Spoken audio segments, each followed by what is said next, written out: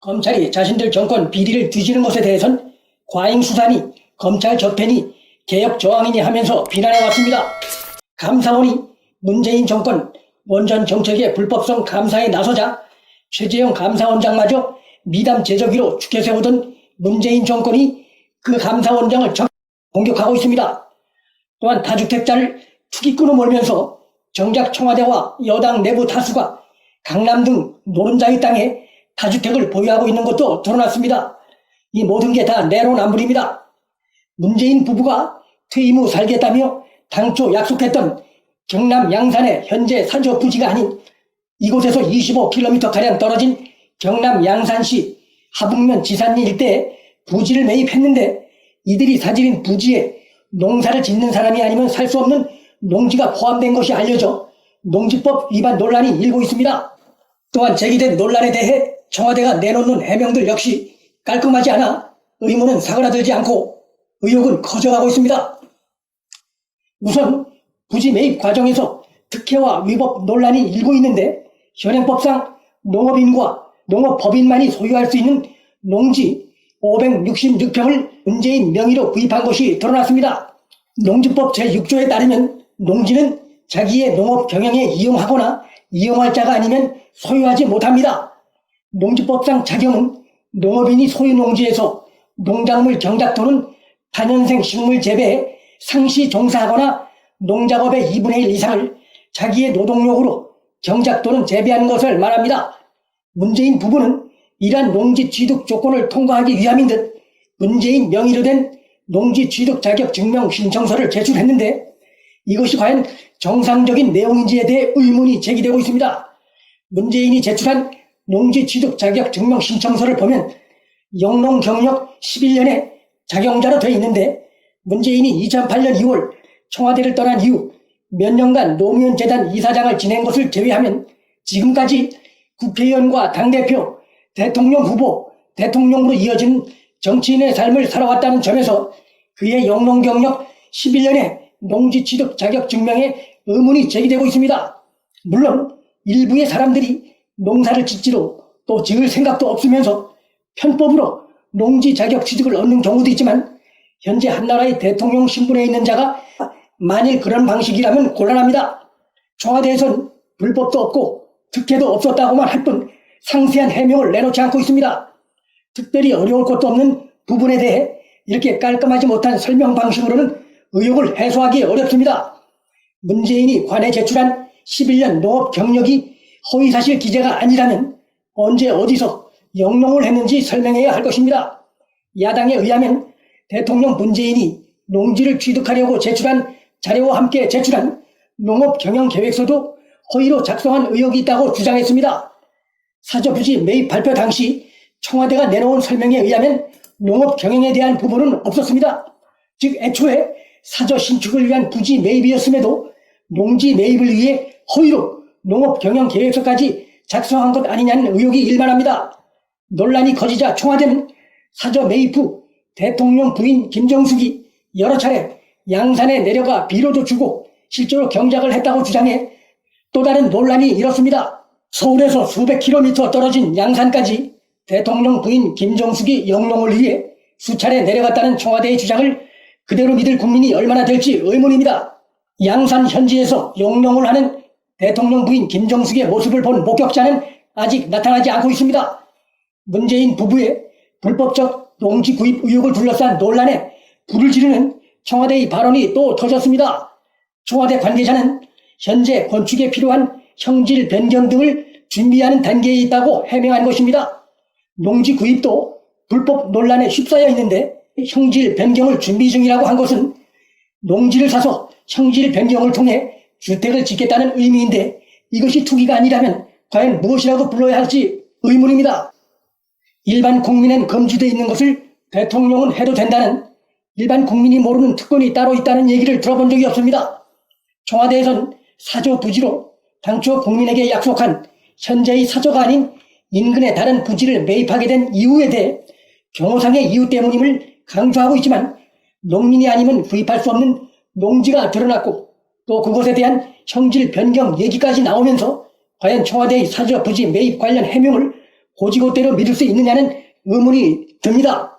문재인 정권은 집값을 잡겠다며 무려 23차례의 부동산 대책을 쏟아냈지만 문재인 정부 들어 서울 집값은 무려 52%나 뛰었고 졸속으로 통과시킨 임대차 3법으로 오히려 전월세 대란마저 일면서 많은 국민이 고통받고 있습니다.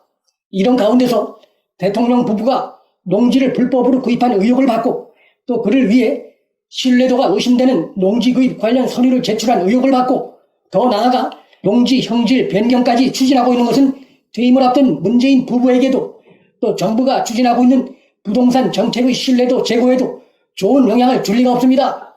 윤 총장은 이날 부정부패와 권력형 비리에 대해선 어떤 경우든 외면하지 말고 당당하게 맞서 국민으로부터 위임받은 법 집행 권한을 엄정하게 행사하라고 주문했습니다. 부정부패와 권력 비리를 언급했다는 점에서 윤 총장의 이 발언 대목은 결국 현 문재인 정권을 겨냥한 것으로 해석될 수 있고 이 점에서 윤 총장 이날 발언은 신임 검사들을 향한 주문이자 현재 권력형 비리 사건을 맡아 좌고우면하고 있는 담당 검사들을 향한 주문이고 또한 문 정권 부패비리 수사에 대한 총장으로서의 엄단 의지를 천명한 것으로 볼 수 있습니다. 윤 총장이 이렇게까지 얘기할 땐 문 정권 부패비리 수사를 본인이 직접 챙길 가능성도 강하게 시사한 것이라 볼 수 있습니다. 한마디로 날이 바짝 서 있는 발언을 이날 정권을 향해 제기한 것입니다. 주요 지검장 등 간부들이 친문재인 성향 인물로 포진되어 있다는 점에서 수사를 실무 담당하는 일선 검사들이 특히 검사의 본분을 스스로 다해줄 것을 주문한 발언으로도 해석할 수 있습니다. 윤 총장의 공개 석상에서의 발언에서 자주 눈에 띄는 것은 권력비리 엄단 같은 단어가 빠지지 않고 등장한다는 것인데 이날도 마찬가지였습니다. 올해 신년사에서 윤 총장은 권력으로 국민 선택을 왜곡된 철저히 수사하여 엄정 대응한다는 자세가 필요하다고 강조한 바 있습니다. 이날 윤 총장이 행한 부정부패와 권력형 비리에 대해선 어떤 경우든 외면하지 말고 당당히 맞서라고 주문한 발언을 평소에 그의 소신으로만 볼 수 없는 것은 살아있는 현 정권 권력 부패와 비리에 대한 수사를 벌이다 정권과 첨예한 대치 상태에 놓여있는 상황에서 한 발언이기에 결코 예사롭게 들어넘기기 어렵습니다. 법무부와 검찰이 칼날 대치를 하고 있고 자신에 대한 집권 세력의 압박이 최고조를 향해 가고 있는 상황에서도 검사들에게 이런 주문을 했다는 자체가 현 권력의 부정부패에 대한 정면 보존의 성격을 띠고 있다고 볼 수 있습니다. 윤 총장은 이날 일단 제정된 법은 누구에게나 공평하게 적용되고 집행되어야 한다고 강조했습니다. 이 대목은 권력 비리에 대해 어떤 경우든 외면하지 말고 당당하게 맞서 법을 집행하라고 주문한 발언과 맥이 닿는 발언으로 정권 비리 심판을 거듭 강조하고 있다는 점이 눈에 띕니다. 형식은 신임 검사들에게 한 발언이지만 검찰총장이란 자리가 갖는 무게 또한 자신의 발언이 현 정권에 의해서 어떻게 해석될지 짐작할 윤 총장이 부패 비리 혐의를 받고 있는 현 정권에 대한 마치 선전포고와도 같은 공개 발언을 한 것은 정치적 의미와도 연관지어 생각해야 합니다. 윤 총장이 현 정권과 각을 세우기로 결심한 것이 아닌가 하는 생각. 윤 총장이 현실 정치에 뛰어드는 문제를 본격적으로 고민하기 시작한 것이 아닌가라는 판단을 하게 합니다. 윤 총장이 이날 우리 헌법상 가치인 자유민주주의를 설명하면서 민주주의라는 허울을 쓰고 있는 독재와 전체주의를 배격하는 진짜 민주주의라고 강한 비유를 든 것이 특히 그런 판단을 하게 합니다. 민주주의라는 허울, 독재, 전체주의 등의 매우 강경한 단어를 사용한 것은 통상적인 발언으로 보기 어렵고 검찰과 정권이 긴장 국면인 현 시점에서 특히 자유민주주의의 헌법적 가치가 좌파 진영에 의해 도전받고 있는 현실을 감안할 때 헌법 수호 의지 천명을 통해 헌법 가치를 훼손하는 세력의 대적전에 자신을 위치시킨 의미도 있습니다.